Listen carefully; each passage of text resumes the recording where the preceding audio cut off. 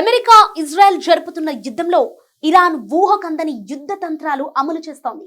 దాంతో అగ్రరాజ్యం సైతం భయంతో వణికిపోతోంది.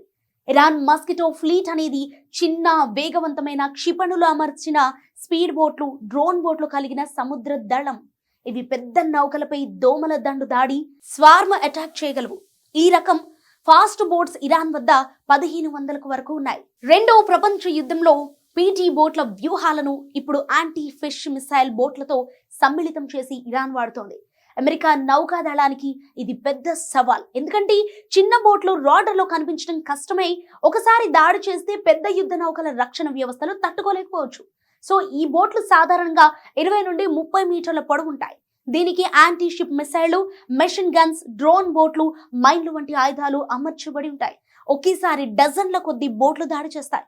దాంతో అమెరికా నౌకల మిసైల్ డిఫెన్స్ సిస్టమ్స్ ఓవర్లోడ్ అవుతాయి. చిన్న పరిమాణం వల్ల రాడర్లో గుర్తించడం ఆలస్యం అవుతోంది. సో హర్ముజ్ జలసంధి వద్ద ఇరాన్ ఈ దళాన్ని ఉపయోగిస్తే గ్లోబల్ ఎనర్జీ సెక్యూరిటీకి పెద్ద ప్రమాదం. సో ప్రపంచ చమురు సరఫరాలో 20% ఈ మార్గం ద్వారా వెళుతోంది. మస్కిటో ఫ్లీట్ వ్యూహం ఇరాన్ కి ప్రత్యేకం. పర్షియన్ గల్ఫ్ లో అమెరికా సూపర్ క్యారియర్లను ఎదుర్కోవటానికి ఈ వ్యూహాన్ని ప్రధానంగా అభివృద్ధి చేసింది.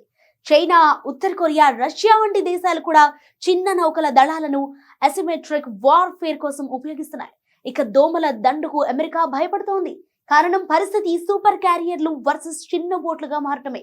అమెరికా 1,00,000 టన్నుల భారీ నౌకలను రంగంలోకి దించింది.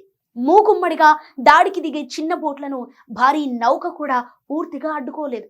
సో కాబట్టి తక్కువ ఖర్చుతో ఇరాన్ అమెరికా నౌకాదళాన్ని సవాల్ చేయగలదు.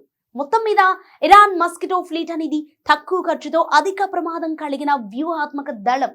అమెరికా దీనిని భయపడటానికి ప్రధాన కారణం. ఇది పెద్ద నౌకల రక్షణ వ్యవస్థల కన్నుగప్పి గ్లోబల్ ఎనర్జీ సెక్యూరిటీని దెబ్బతీయగలదు.